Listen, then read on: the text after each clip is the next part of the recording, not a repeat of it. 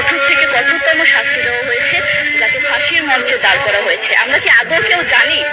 জানি না। অথচ আমরা কতগুলো যারা যারা ধর্ষিত হয়েছে তাদের নাম জানি। অনেক বড় এই লিস্ট, আসলে অনেক বড়, বলে শেষ করা যাবে না। কুমিল্লার তনু, মাগুরার আসিয়া, 2 দিন আগে কিশোরগঞ্জে 8ম শ্রেণীর একটি ছাত্রীকে বাসা থেকে তুলে নিয়ে ধর্ষণ করা হচ্ছে। বাবার হাতে মেয়ে ধর্ষিত হচ্ছে, ভাইয়ের হাতে বোন ধর্ষিত হচ্ছে। আমরা আসলে নিরাপত্তা কোথায়? আমার মনে হচ্ছে আমরা যেন আইয়ামে জাহিলিয়া যুগে চলে গিয়েছি। মাঝে মধ্যে মনে হয় এর থেকেও খারাপ সময় আছি আমরা, কারণ ওই যুগে মেয়েরা অ্যাটলিস্ট সম্মান নিয়ে মৃত্যুবরণ করতে পারতো। জন্মের পরপর জ্যান্ত মাটিতে পুঁতে দেওয়া হতো, আর আমাদের ধর্ষণ করে নির্মম ভাবে তারপর মৃত্যুবরণ করতে হচ্ছে। যদি সরকার আমাদের ওই নিরাপত্তা নাই দিতে পারে, তাহলে সরকারের কাছে আমাদের অনুরোধ, আমাদের জ্যান্ত মাটিতে পুঁতে দিক। আমরা বেঁচে থাকতে চাই না, আমরা সম্মান নিয়ে মৃত্যুবরণ করতে চাই। আমরা এই দেশে থাকতে চাই না যে এই দেশে আমাদের কোনো নিরাপত্তা নেই, যে এই দেশে রাস্তা দিয়ে হাঁটলে আমাদের মধ্যে একটা আতঙ্ক কাজ করে, কখন কি না কি হয়ে যায়।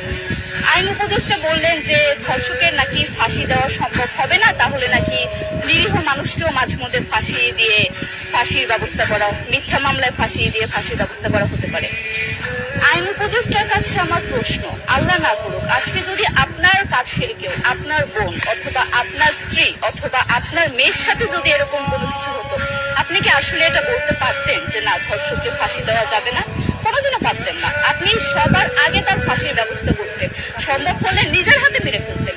তাহলে আমাদের বেলায় কেন এত বৈষম্য? আমরা কি দোষ করেছি? আমরা কি নারী না? আমরাও তো কারো বোন, আমরাও তো কোনো বাবার সন্তান, আমাদেরও তো বেঁচে থাকার অধিকার আছে, তাই না? কিছু হলে মেয়েদের পোশাকের দোষ দেওয়া হয়। আমার কাছে প্রশ্ন, একটা 8 বছরের শিশুর মধ্যে এরকম কি থাকতে পারে যেটা একটা পুরুষকে অ্যাট্রাক্ট করবে, যেটা একটা পুরুষকে সিরিয়াস করবে? সেরকম হলে আসলে ধর্ষণ করা হতো সবসময় প্রাপ্তবয়স্ক মহিলাকে। কিন্তু আমরা আসলে পরিসংখ্যান গবেষণা করলে দেখতে পারি যে ধর্ষক সবচেয়ে বেশি করা হচ্ছে শিশুদেরকে, কিশোরীদের সবচেয়ে বেশি ধর্ষণ করা হচ্ছে। দৃষ্টিভঙ্গি পরিবর্তন করুন, চিন্তা ভাবনা পরিবর্তন করুন, ধর্ষকদের আইনের আওতায় আনুন। যদি আইন উপদেষ্টা অথবা প্রশাসন যদি ধর্ষকদের শাস্তির ব্যবস্থা না করতে পারে, আমাদের হাতে তুলে দেন, আমরা নিজেদের হাতে শাস্তি দিয়ে দিতে পারবো। এই সাহস আমাদের মধ্যে আছে। বেঁচে থাকার জন্য আমাদের যতটা কঠিন হতে হবে, আমরা কঠিন হওয়ার জন্য প্রস্তুত আছি। আমরা ফাঁসি চাই, ধর্ষকদের কঠোর থেকে কঠোরতম শাস্তি চাই।